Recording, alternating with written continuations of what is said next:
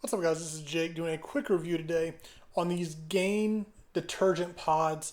Now, at this point, we have tried probably just about every different detergent pod out there, different brands, different like flavors is the word I'll use, of all the different brands, and these have been the ones that we've just fallen in love with.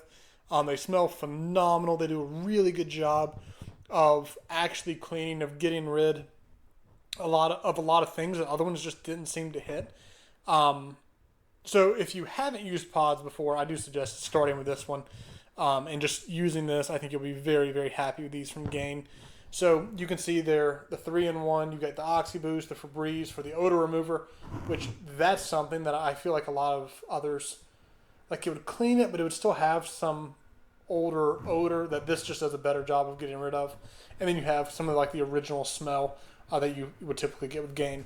If you're not familiar with them in general, you'll use one pod for a smaller load, two for a medium, and then three for a bigger load. But they're super simple to use. You throw them in with your laundry, you run it, and it's over. So, highly recommend these if you're not, regardless of whether you've pods before or not. Highly suggest picking up Gain. I don't think you'll be disappointed with them.